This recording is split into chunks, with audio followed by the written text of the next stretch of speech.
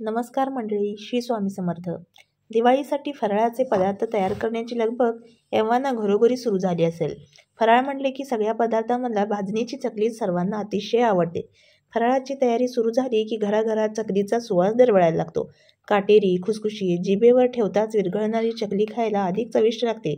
कुरकुरीत सोनेरी चकली तयार करायची असली तर भाजणीचं अचूक प्रमाण आणि योग्य पद्धतीनं तयार करणं खूप महत्त्वाचे आहे. जर भाजणीचे प्रमाण आणि साहित्य चुकले तर चकली एकतर कडक होते, तळताना विरघळते किंवा मऊ पडते. चुकीचं प्रमाण किंवा नीट न भाजलेले पीठ चकलीची चव आणि पोत दोन्ही बिघडू शकतं. भाजणीची चकली परफेक्ट होण्यासाठी तांदूळ, डाळी, मसाल्यांचे प्रमाण किती असावे, कोणते जिन्नस कसे भाजून घ्यावेत जेणेकरून पिठाचा सुगंध आणि पोषण मूल्ये टिकून राहतील, यासाठी काही खास टिप्स आपण पाहूयात काय? चला तर मग या खास टिप्स तुमच्यासाठी घेऊन आले आहे. व्हिडिओला आपण स्टार्ट करूया. भाजणीसाठी लागणारे साहित्य: तांदूळ 1 किलो, जाड जुना तांदूळ पाहिजे. चणे 250 ग्रॅम, चणा डाळ 200 ग्रॅम, पिवळी मूग डाळ 100 ग्रॅम, पांढरी उडीद डाळ 50 ग्रॅम, पोहे 50 ग्रॅम, साबुदाणा 30 ते 35 ग्रॅम, धणे 20 ग्रॅम, जिरे 10 ग्रॅम, काळी मिरी 1 टेबलस्पून आणि बडीशेप 2 टेबलस्पून. आता भाजणी तयार कशी करायची? चकलीची भाजणी तयार करण्यासाठी सर्वात आधी जाड भाग असलेली किंवा बिडाची कढई घ्यावी. या कढईत चकलीच्या भाजणीचे सगळे पदार्थ एकामागून एक खरपूस असे भाजून घ्यावेत. चकली भाजणी तयार करण्यासाठी सगळे जिन्नस भाजून घेतल्यानंतर ते एका मोठ्या डिशमध्ये काढून घ्यावेत किंवा परातीत काढून घ्या.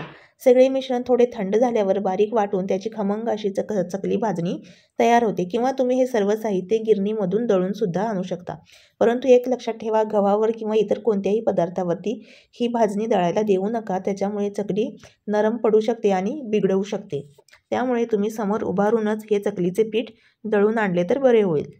तर अशा प्रकारे गिरणीतून दळून आणलेली ही चकलीची भाजणी व्यवस्थित एका डब्यामध्ये स्टोअर करून ठेवल्यास 4 ते 6 महिने चांगली व्यवस्थित टिकून राहते. काही घरामध्ये तर पूर्ण वर्षभराची चकली भाजणी तयार करून ठेवली जाते. आणि जेव्हा खाऊ वाटेल तेव्हा ही चकली भाजणी घ्यायची आणि त्याच्यामध्ये गरम पाणी, तेलाचे मोहन वगैरे टाकून आयते पीठ मळून घ्यायचे आणि गरमागरम चकल्या तयार असे केले जाते. अशा प्रकारे ही चकली भाजणी तुम्ही 4 ते 6 महिने किंवा कधी वर्षभर सुद्धा चांगली टिकून राहते. त्यामुळे तुम्ही ही चकलीची भाजणी तयार करतानाच त्याचे योग्य प्रमाण, योग्य पद्धतीने भाजलेले पाहिजे. त्याच्यामुळे ही चकली भाजणी तुमची बिघडणार नाही आणि चकल्या कधीही बिघडणार नाहीत. आणि या भाजणीचे तुम्ही थालीपीठ सुद्धा बनवू शकता. परंतु ही चकली भाजणी अतिशय सुंदर प्रमाणात आणि सुरेख प्रमाणात तयार होते आणि चकल्या सुद्धा मस्त काटेरी, खुसखुशीत, कुरकुरीत तयार होतात. त्यामुळे अशी चकली भाजणी तुम्ही नक्की या दिवाळीत ट्राय करा आणि मस्तपैकी आपल्या चकल्या तयार करा. चला तर मग बाय, भेटूया पुढच्या भागात.